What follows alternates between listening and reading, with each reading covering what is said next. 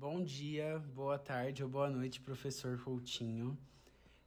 Aqui a gente começa nosso vídeo de apresentação da PS de Física 2, tendo como tema a análise de antioxidantes presentes no mel pelo método DPPH. Esse trabalho foi apresentado pelos alunos Luca Donati Troslinati, Miguel Munhoz Stettini e Theo Bissoli Camacho. Começando a nossa apresentação, temos um pequeno sumário de como nossa introdução vai se desenrolar, com o primeiro apresentando uma contextualização sobre o tema e sobre o assunto. Logo após isso, a metodologia, visando o preparo das soluções utilizadas durante o processo, que são o extrato de mel e o DPPH, e também explicando a aparelhagem usada, que foi o espectrofotômetro. Sendo assim, a partir do tema definido e mostrado, nós temos como objetivo em nosso trabalho definir a quantidade de antioxidantes presentes em uma amostra de mel a partir do manuseio do espectrofotômetro. A partir disso, a gente pode seguir para a contextualização. Agora, por que o objeto de estudo que foi escolhido foi o mel? Eu e o Miguel participamos de um projeto de extensão com a professora Solange, que trata justamente essa questão de fazer análises, analisando a bioatividade do mel. Então, dessa forma, a gente resolveu, para testar a nossa metodologia também, a gente decidiu usar o mel como objeto de estudo.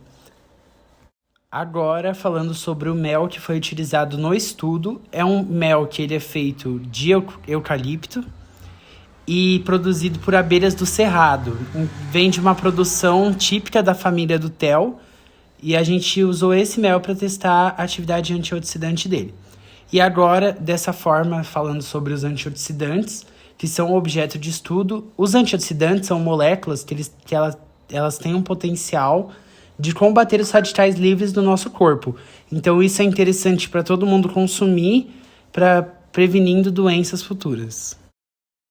Agora eu vou falar um pouco sobre a metodologia do nosso trabalho, visando o ponto do preparo das soluções. Aqui eu vou estar dando ênfase para a preparação do extrato de mel, que foi utilizado para que a gente pudesse conseguir os resultados e passar esse extrato pelo espectrofotômetro. E dessa maneira foi feito o extrato de mel com 1,126 gramas de mel, diluídos em 25 ml de etanol 70%.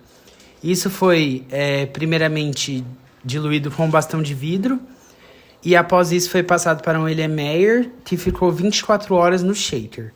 Após esse processo, foi realizada uma filtragem simples por um funil, com um filtro de papel simples, para realizar a filtragem do extrato. A partir disso, após a filtragem, o extrato foi transferido para um tubo âmbar, onde foi armazenado para as futuras análises. Agora eu vou falar um pouco sobre outra solução que foi essencial para o nosso projeto, que foi a solução de DPPH. Essa solução foi utilizada para que a gente pudesse misturar com o extrato de mel, para que ela se ligue aos antioxidantes presentes no mel e seja possível ser lida pelo espectrofotômetro.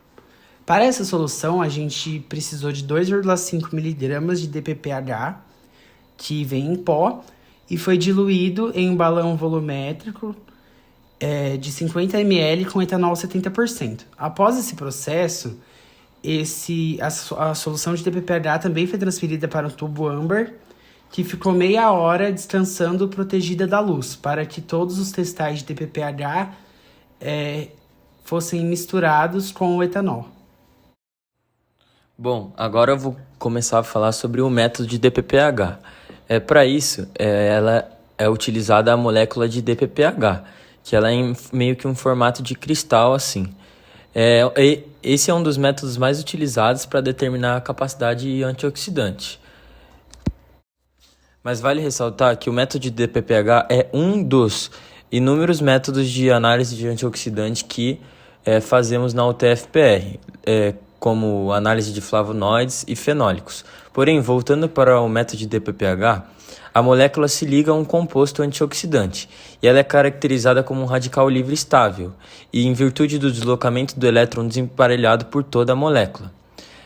A molécula de DPPH também juntamente ao etanol, ela tem uma coloração púrpura e é caracterizada por uma banda de absorção em etanol em cerca de 517 nanômetros.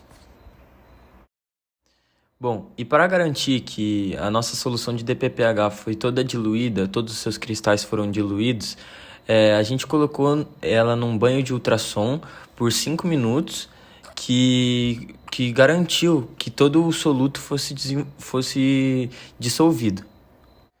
E com isso a gente já poderia utilizar ele para o espectrofotômetro.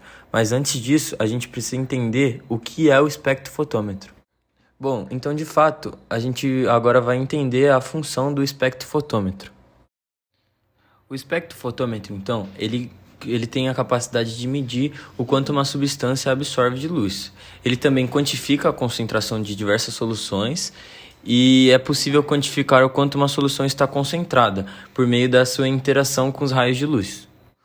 Bom, como mostra na imagem, possui uma fonte de luz, que é uma fonte de radiação, que passa pela a fenda de entrada, isso proveniente do próprio aparelho, do espectrofotômetro. Aí ele passa pelo prisma, que é um elemento de dispersão das cores, e nisso vai para uma fenda de saída, que passa pela cubeta, que é onde a gente coloca a amostra para a gente medir a concentração que a gente quer. E daí nisso ela vai no detector, que já aparece direto no visor do espectro de forma digital mesmo. Bom, e um fundamento teórico para exemplificar de fato como funciona a absorção de luz e a passagem de luz pela cubeta pelo espectrofotômetro, temos a lei de Lambert, que ela diz que a intensidade de um feixe de luz monocromático decresce exponencialmente à medida que a concentração da substância absorvente aumenta aritmeticamente. Bom, ou seja, sempre vai passar pela fenda de saída um feixe de luz e nisso uma parte dela vai ser absorvida pela substância e a outra parte vai ser passada pela cubeta, indo direto para o detector. Bom, mas para isso a gente precisa entender como a gente tratou das cubetas e preparou elas para elas serem analisadas pelo espectrofotômetro. A princípio, a gente preparou o espectro para a passagem do branco, que é uma substância que não tem cor, somente com etanol 70%. Bom, após isso, a gente vai passar o DPPH definindo ele como branco, mas só o DPPH puro, sem o extrato de mel, até chegar numa faixa de comprimento de 0,924 nanômetros. Depois disso, a gente passa as amostras, que as cubetas são preparadas com 3 ml de DPPH para 50 microlitros do extrato de mel. A gente utiliza o método em triplicata para que a gente consiga uma melhor precisão dos resultados. Agora falando sobre os resultados. Para analisar nosso resultado e se ele se encontra válido, aplicamos nosso valor na curva padrão já feita pela aluna Luísa, onde no eixo Y encontra os valores de comprimento de onda e no eixo X os valores da concentração do padrão, utilizado, que nesse caso era o Trolox.